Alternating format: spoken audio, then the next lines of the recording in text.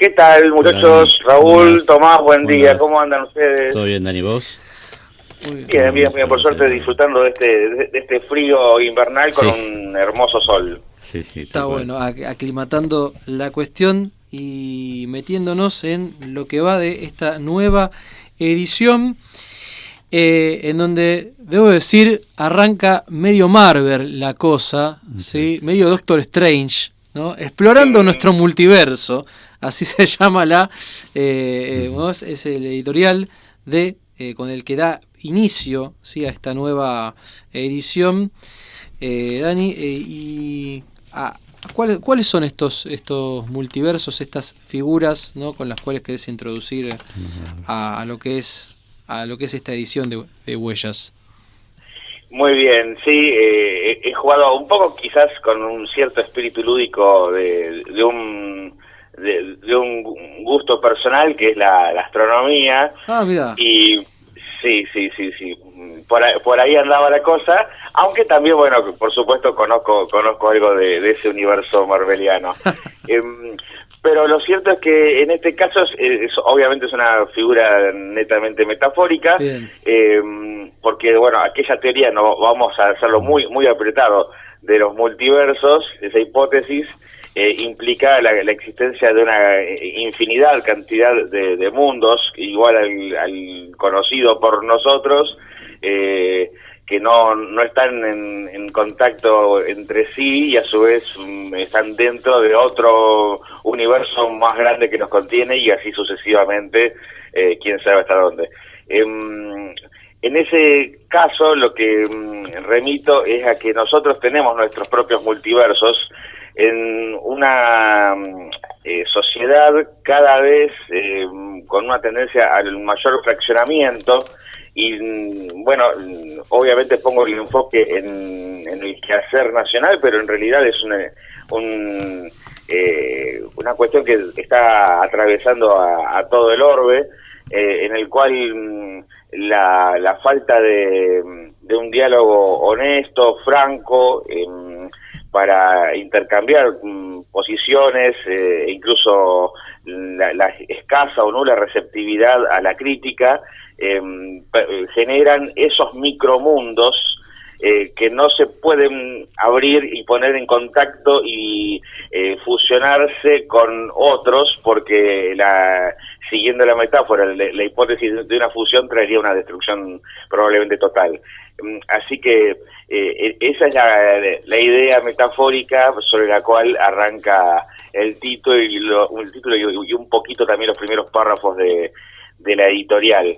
Después, bueno, eso está relacionado, finalmente la bajada es a lo que estamos atravesando política y económicamente en nuestros días y los límites que en el caso puntual del gobierno, vamos a poner en contexto que esta nota editorial fue escrita un día o dos después de los grandes cambios de gabinete que hubo recientemente, y que probablemente el tiempo va dando la razón o nos va a ir haciendo quedar cortos en la evaluación, probablemente nos va a hacer quedar muy cortos, de esta postura ya no más de ir a la ofensiva. Pareciera que eso ya quedó sepultado en el tiempo pasado, y que es podríamos decir gobierno, pero en realidad un frente político, sería más adecuado, sí, que está permanentemente respondiendo a la defensiva de los embates y que ya no tiene prácticamente una marca de agenda propia que esté orientada realmente a honrar el contrato electoral original, esto es defender abiertamente los intereses de la clase trabajadora. Así bueno, que, respecto a eso, justamente, Dani, ¿cómo te va? Raúl te saluda, ¿cómo estás? ¿Qué tal? ¿Cómo te va? Bien. Che, una nota que hiciste vos, básicamente, hablando con Rubén Andrada, con el secretario general de la UOM seccional Morón. Exactamente. Fuertísimo, con un título fuerte, dice: los trabajadores la estamos pasando muy mal, la estamos atravesando una situación muy crítica. Sí. Esto tiene que ver una relación directa con la marcha de ayer, ¿no?, que llevó adelante la CGT y la CTA en Capital Federal. Lo charlábamos con Tommy a comienzo del programa, pero esto tiene directa relación con esto, ¿no? Con lo que pasó ayer, entre otras cosas, digamos, ¿no? Pero sí, fuertísimo la nota. Pasa por carriles cercanos, no de lleno, si bien él al momento de hacer el reportaje confirmaron que ellos marchaban, sí, y que el eje iba a ser no en contra del gobierno, sí en contra de los formadores de precios, claro, y exacto, demás sectores. Exacto, sí. Lo cual eso puede transformarse también en que si no hay reacción, bueno, utilizando la frase que enunció ayer el Moyano, por ejemplo, Moyano, sí. Los reclamos, claro, las adjetivaciones, si no se concreta ese deseo en un corto o mediano plazo, el tenor del matiz de la protesta puede invertirse y también pasar a ser en contra del gobierno en una hipótesis futura. Claro. Porque, bueno, todo tiene sus plazos de tolerancia. Obviamente. En el caso de Rubén, lo que plantea está muy focalizado a la parte sectorial de los trabajadores metalúrgicos, que, por ejemplo, él menciona con datos muy concretos, sí, que un sueldo básico de ellos está entre los 60 y 70 mil pesos. Está terriblemente atrasado, y bueno, en ese contexto el título encaja, digamos, trabajando en blanco. Él me decía, tienen a una gran cantidad de trabajadores metalúrgicos que ellos les tienen que llevar bolsones de comida. Qué tremendo. Y me dice, y es indignante para un trabajador registrado, con obra social, con aporte jubilatorio, claro, tener también que recibir una bolsa de comida porque no le alcanza el sueldo para comer con su familia. Sí, claro. Bueno, esa es una realidad que suele estar por fuera de los Excels con los cuales se hacen las declaraciones oficiales. Claro. Sí, y si a eso le sumamos el multiverso local, sí, hablando por o regional, si se quiere, ¿no? Después de una tormentosa y también en algunos puntos también tensa conclusión de lo que fue la conformación de lo que es la CGT a nivel local regional, ¿no? La UOM ya es un capítulo aparte, ¿no? Sí. con todo lo que hemos desandado en el camino, ¿no? Sí. Pero también de vuelta, siguiendo con esa figura que forma parte de esa narrativa, ¿no? Esta narrativa que intentás incorporar a la revista Huellera, ¿no? Sí, y bueno, le estuvimos haciendo un seguimiento desde junio hasta que se concretó la nueva normalización de la CGT regional, local. Hicimos un seguimiento con varias notas, hubo muchas idas y vueltas.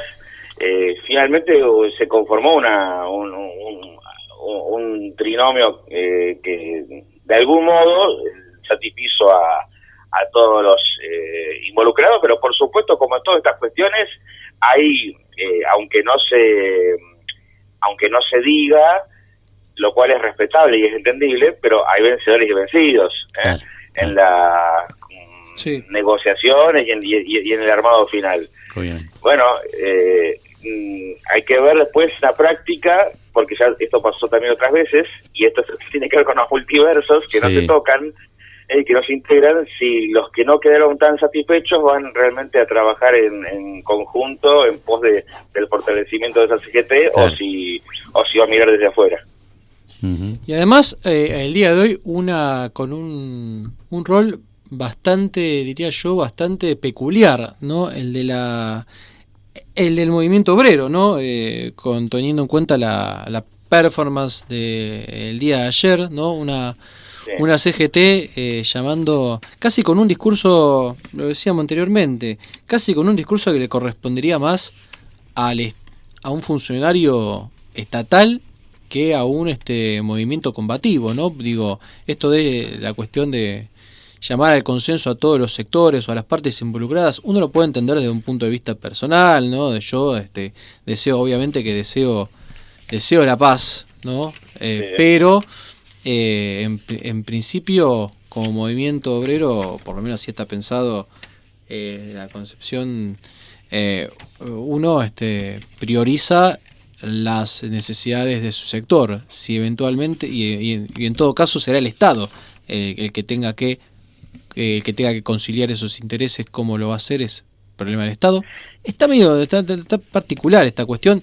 Desde algunos lugares más menos condescendientes dirán, está tibio el mate, ¿no? Sí, Tomás, mira, es muy interesante lo que vos el pie que me das, porque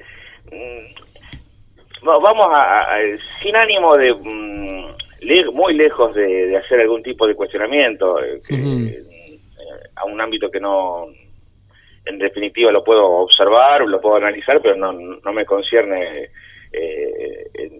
no tengo militancia sindical, pero la realidad es que el discurso que proponen era mucho más apto y es mucho más adecuado, y quizás está inspirado en un discurso del año 73, con las condiciones existentes en el año 73, que en este momento, digamos, para el movimiento obrero, el contexto socioeconómico y el poder, la correlación de fuerzas, usando términos que les gusta usar mucho a los compañeros, que vigentes con respecto a los grupos concentrados de poder económico, con todos sus pulpos empresariales, multinacionales actuales, la concordancia está al borde de ser sometimiento. Cuando en otro contexto, bueno, había una paridad de fuerzas, con un Estado Nacional abiertamente manifiesto a favor de la clase obrera. Por eso uso la relación con lo que era la integración con la Confederación General Económica del año 73-74. Pero bueno, el tiempo pasó medio siglo, el mundo cambió, y en todas esas cuestiones nosotros hemos obtenido un enorme retroceso, lamentablemente, a través de distintas etapas de gobiernos marcadamente neoliberales, que, bueno, han hecho mella, y esa realidad es muy diferente hoy en día, por lo cual probablemente ese enunciado, esa llamada a cierta concordancia y acuerdo con los grupos económicos, hoy en día parece, sí, exactamente, una de dos: o carece de validez real, o es una estrategia, como podríamos decirle, defensiva, conformista, para evitar que la ola nos tape aún más. Sí, yo te agregaría también que a ese paso del tiempo lo que pasó fue una dictadura cívico-militar, la más sangrienta de nuestra historia, que ante todo dañó, laceró, en el sentido de que secuestró y mató a más de a gran cantidad de trabajadores y trabajadoras del movimiento obrero, ¿no? Sí, fundamentalmente, sí. Cuando mencioné gobiernos de políticas neoliberales, estaba por supuesto incluido el primero de todos, el creador, el que generó todas las condiciones para todo lo que vino después, que fue obviamente la dictadura. Sí. Exacto, sí, Raúl. Dani, entre las notas que estoy releyendo de la última edición de Huellas, son varias las notas que habla sobre los 70 años del fallecimiento de Eva Perón. Sí. Y por supuesto también la lectura sobre el libro que escribió Antonio Capechano, ¿no?, que presentó el nuevo libro sobre Eva Perón a los 70 años de la muerte de ella. Tremendo, no se puede evitar no hablar de Evita, no se puede evitar hablar de lo que fue esta trabajadora enorme en lo que tiene que ver con el movimiento peronista, ¿no? Y bueno, justamente por eso teníamos pensado dedicarle varias páginas. Sí. Tenemos la presentación, la columna que escribió Tomás, de la presentación del libro. Exacto. Bueno, por supuesto la cobertura que hicimos de los homenajes que se hizo en la Plaza San Martín, en Morón, y en la Catedral. Exacto. Y también un artículo de tipo histórico que escribió Juan Carlos Benin sobre Evita y todo su legado, ¿no? Por supuesto, toda la construcción que logró hacer también junto a las condiciones que posibilitaba el gobierno de Juan Domingo Perón. Obviamente. Evita en ese tándem indestructible que realizaron en pocos años, lo cual es casi como un tsunami de transformaciones, porque fueron en poco más de 5 años. Tal cual, sí, mira concretados, y que continúan en gran parte vigentes hasta el día de hoy, porque todavía están, por ejemplo, las instituciones de salud pública construidas en aquella época, ni que hablar los derechos civiles y laborales y demás, que no han podido ser destruidos en 70 años. Claro. Eso habla de la fortaleza de los cimientos con los que se construyeron esas transformaciones en aquella época, que no fueron elementos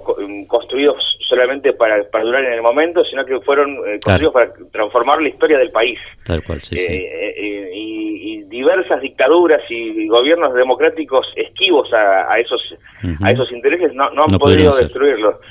Queda quizás como anécdota cuando uno habla de destrucción, de que los respiradores eléctricos llamados pulmotores de aquella época que había traído, que era una cuestión de vanguardia, fueron sopleteados y partidos al medio por la revolución fusiladora, porque era un elemento propio de la tiranía, y digo, hablando en términos de figuras, gente que necesitaba ese aparato para poder respirar, se quedaron sin ellos, y quién sabe qué fue de sus vidas, probablemente murieron, nada más que por políticas de odio. En definitiva, el odio siempre mata, y lo que construyó Evita fue vida, fue derechos, fueron viviendas, fueron subsidios, empleos, y acompañar y apuntalar con mucho vigor toda la transformación de tipo industrial, ¿no? Que vino en aquella época. Tal cual, Mencionamos a Antonio Capellano, mandarle un saludo y un reconocimiento también, puesto que en el día de ayer esta noticia que compartieron también algunos portales locales, que tanto el Palacio Municipal de Morón como el Monumento al Libertador General San Martín, que está en la Plaza San Martín, la Plaza del Palacio, fueron declarados monumentos históricos nacionales. Y quien presentó ese proyecto de manera original en 2018 fue el propio Antonio Capellano. Lo hizo justamente en aquel entonces. Y Morón una vez más también ahora en el centro de nuestra historia, ¿no? Morón que supo ser Morón, Hurlingham y Ituzaingó, sí, por lo menos en la época contemporánea, ¿no? Era mucho más en ese entonces, era todavía más territorio, y que volvió a ocupar la escena de estos días. Dani, ¿algún otro numerito más que quieras recomendar, poner el ojo en esta huella suburbana 82? Bueno, hay, como siempre, muchos otros materiales. Recomiendo, para que el lector pueda incluso tomarse un tiempito y debatirlo entre ellos, la columna que esta vez escribió el doctor Ícaro Seltzer sobre su idea de cómo la necesidad de optimizar la salud pública. Es muy interesante el planteo, porque como todos sabemos, Ícaro Seltzer es de origen radical, y él lo que plantea es que hay que volver a la salud pública de excelencia que crearon Perón y Evita.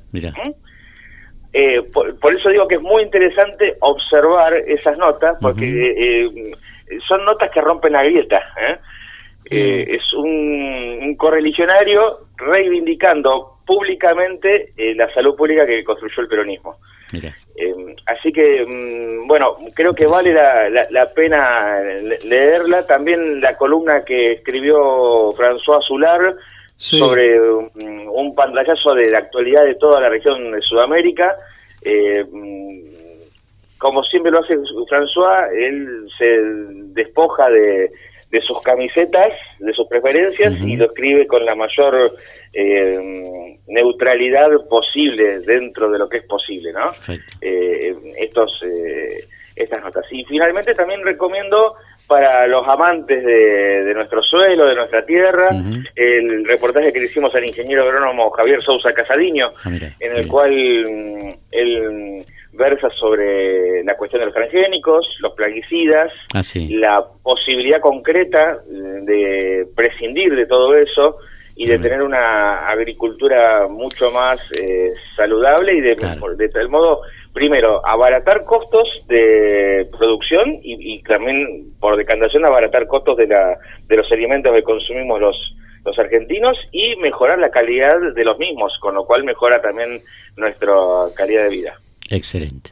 Excelente, Dani. Como siempre, excelente. Bueno, este es el número 82, entonces, de Huellas Suburbanas. Está en las redes también, negro, ¿no? Lo pueden conseguir, sí, lo pueden también conseguir de manera digital, ¿no? Huellas Urbanas, guión del medio, ¿no? Huellas, guión del medio, suburbanas.info. Ahí está. Ahí se lo dijo bien, sí, o si no, pueden encontrarlo, sí, pueden contactarse, sí, con las redes de Huellas Urbanas, tanto en Facebook como en Instagram, también por más información. Allí también, perfecto. Daniel, hasta la 83 podemos podemos hacer un adelanto para de la 83, algo que tengas, es probable, un bosquejo. Es probable, Tomás, que sigamos fieles a nuestro estilo, buceando a ambos lados del mostrador, de nuestra querida confrontación política ideológica nacional, con lo cual vamos a tener algún reportaje a algún representante del Movimiento Nacional y Popular. Probablemente en este caso va a ser alguien del municipio de La Matanza, y no quiero spoilear mucho más, y también por el otro lado algún concejal del bloque opositor de Morón. Muy bien. Que vamos a estar ahí trabajando distintas miradas sobre esto que pasa, sobre las nuevas segmentaciones de las tarifas y otras cuestiones. Ahí está, perfecto. Bien, bueno, como Dani, siempre, muchas gracias y estamos en contacto. Muchas gracias, Dani. Les mando un abrazo muy grande y que tengan un muy lindo día. Dale, gracias. Daniel Chávez, editor, director responsable de Huellas Suburbanas, sí, huellas-del-medio suburbanas.info, así lo pueden encontrar en las redes sociales. Más